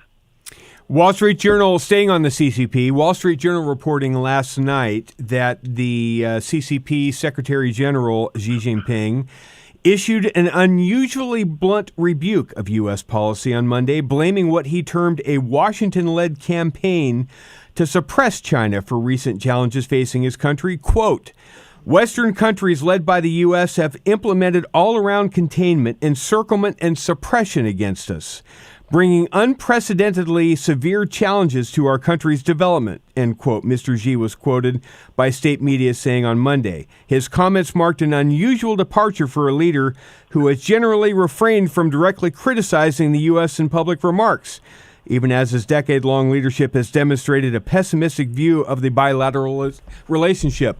Senator Cotton, I wouldn't imagine you would have something to say about that. If only we had effectively contained Chinese communists, Dwayne. But I think what Xi is expressing there is frustration at the failures of his own policies. For many decades, going back to the 1980s under Deng Xiaoping, Chinese communists tried to import market-based reforms so they could have the economic growth that comes from capitalism, but still have it under the thumb of Chinese communism while funding their aggressive military buildup. Over the last 10 years, though, Xi has brought a lot of those businesses to heel, as evidenced by his treatment of Jack Ma, the formerly famous Chinese billionaire.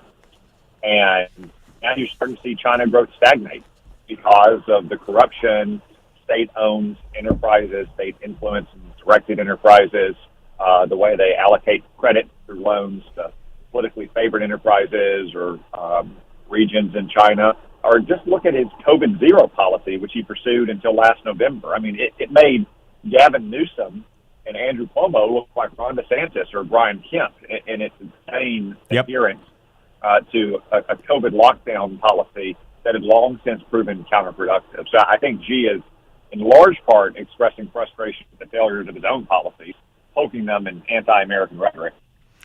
That's probably pretty close to where I'm coming down on this too. Also in the Wall Street Journal yesterday, a huge piece by Michael Gordon.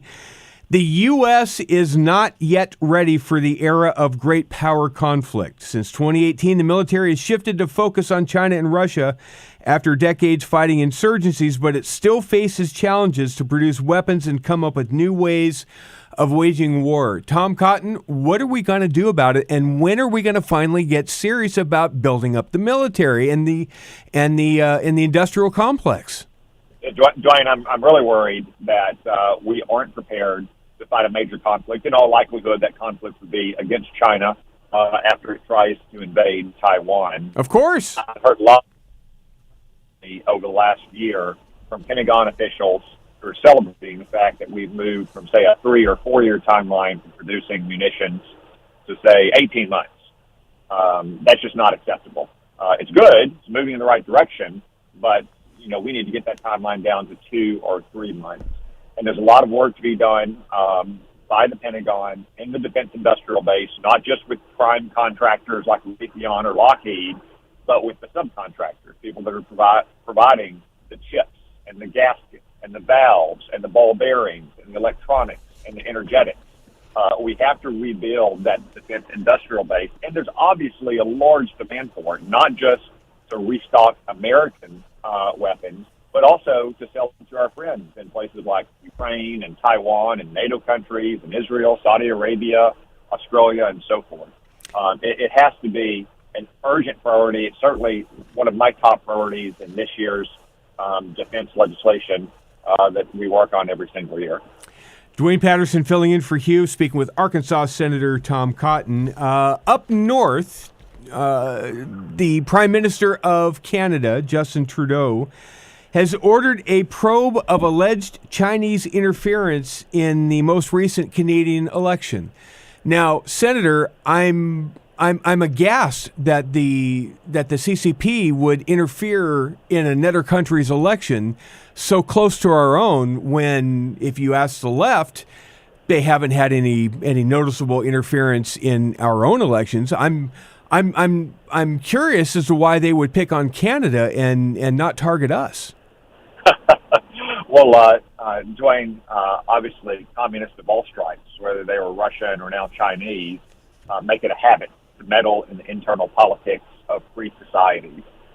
Remember, in the early 1980s, the major nuclear freeze movement and the effort to keep Ronald Reagan and Western European leaders from deploying cruise missiles to Europe. That was funded in no small part by the KGB. If you've seen advertisements or been subjected to a campaign against hydraulic fracturing, the great technologies unlock so much oil and gas that's funded in no small part by Vladimir Putin's intelligence services. So no one should be surprised that communists, whether they're in China or Russia or Cuba or elsewhere, are trying to meddle in the politics of democratic societies. What is surprising is that the liberal ideologues here in Washington, D.C. have actually invited foreign election meddling by extending the vote to any non-citizen in the United States. That's often characterized, or in the District of Columbia. That's often characterized as letting illegal aliens vote, which is good, but it's also going to let diplomats working on the Chinese embassy, which is, say, mostly spies, vote in D.C. City Council elections. If you thought their laws were bad now, just wait until a bunch of spies from Russia and China and Cuba can vote in their elections.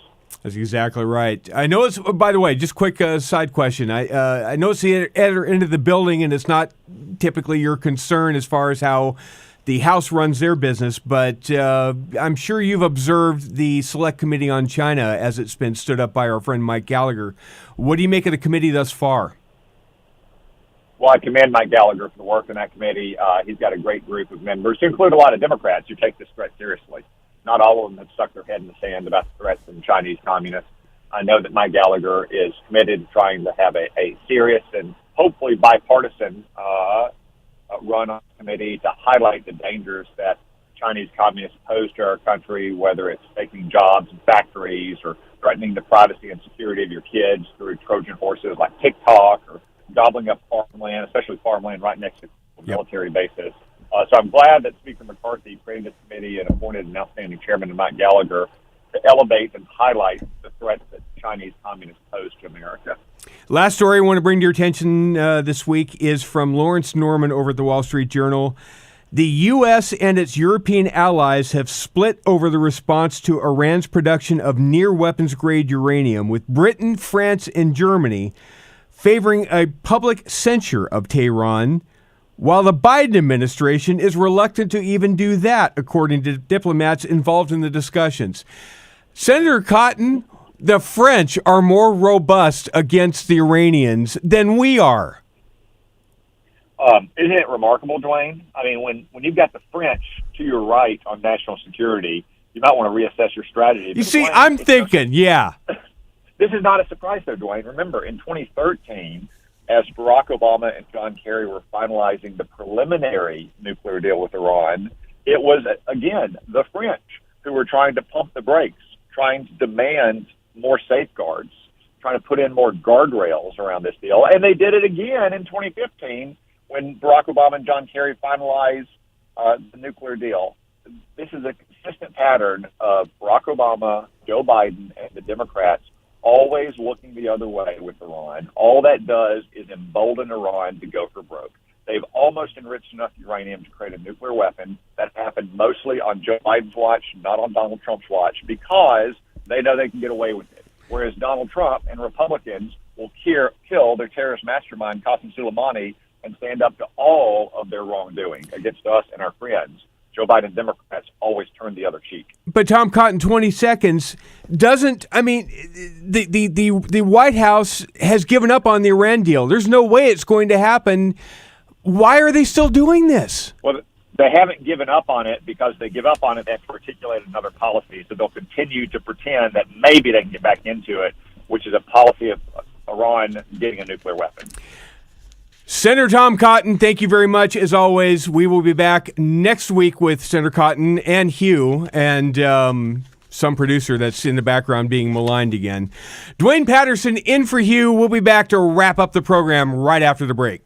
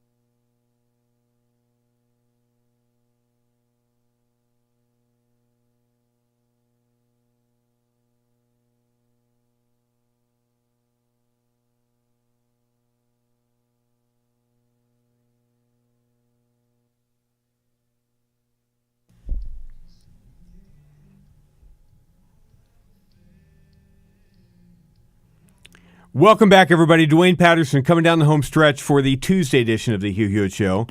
Brad Paisley there with a song called Water.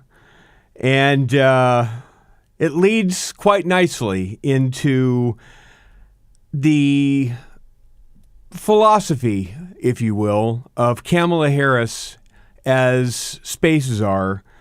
Here is Kamala Harris, the vice president, waxing poetic on water and satellites. Cut number 10. So one of the aspects of water policy that I also think is very important is it really does highlight the interconnection and interdependence between us all, regardless of geographic borders.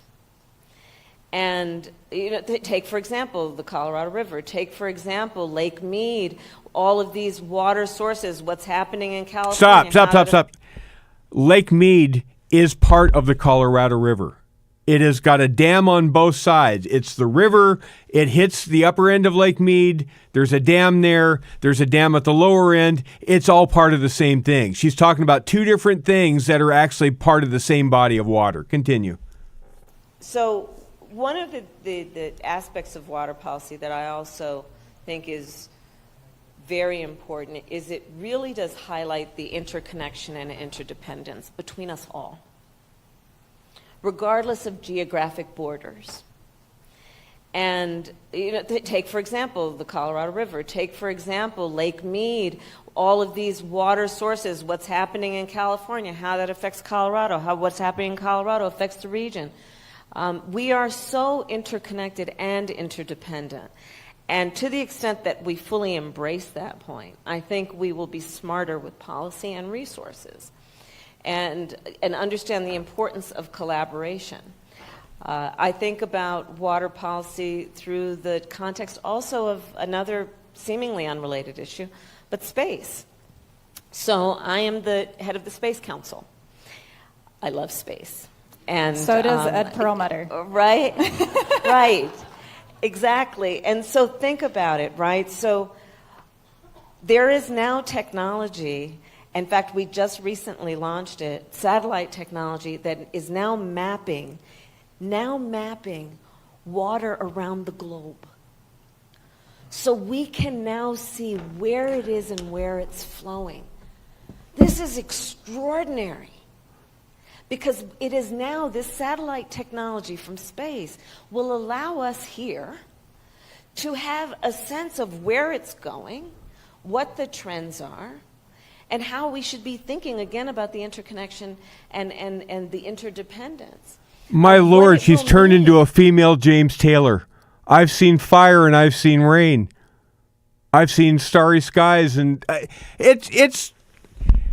she is describing Google Earth 15 years ago. We can map water from space. We can see where water goes. I can too. Go downhill from where water currently is. That's where water's going to go. If you put a rock in front of it, it's going to go around it. Path of least resistance. We learned that in school too. I don't need a satellite to see where the rock is. If you want to see where water's going to go and where water is, all you have to do is figure out where the elevation is. And Google Earth has done a quite nice job of that already. And you don't have to see it from space. You know what you can see it from? A helicopter. A plane works nicely. There's all sorts of ways to see where water is. You can actually drive right up to it. The Colorado River is, you can drive a bridge right over the top of it and see where it's flowing. It's just remarkably stupid who we have as vice president. It's just stunning. Here's what else is stunning. The generosity of this audience. It actually never ceases to amaze me how much and how often you guys come through again and again and again, especially for campaigns like we do with Food for the Poor. Look, I started the show off by talking about the immigration issues that Great Britain is dealing with and that we're going to be dealing with here too. Lindsey Graham is trying to move the military onto the border to help police that. And the best solution is to keep people in their home countries, like this mother, Yolanda, who is just trying to feed her kids in Guatemala. Adam. Right now, they are hungry. They want food, and we don't have enough to get to the whole week. It makes me feel sad. Sometimes I get in my room by myself and I cry. I wonder how can I make their life better in order to give them food. I don't want my sons and my daughters to suffer. Please help out. We don't want these kids to suffer, and we want these families to stay in Guatemala, stay in their home countries, because that's where they want to stay to begin with. And there's a lot of you out there that can help. You've got the resources available that some people don't have. 855-359-HOPE. That's 855-359-4673. Or go to the top of the Hugh Hewitt page and click on the banner, the Give Hope and Give Life banner. I will be back tomorrow, but I will also be in the Huniverse for the after show in just a few minutes. That will drop for subscribers to Huniverse.com, part of the Grand Old Pod series of podcasts. Dwayne Patterson filling in for Hugh. Thanks for being here, everybody. I will be back tomorrow. See you then.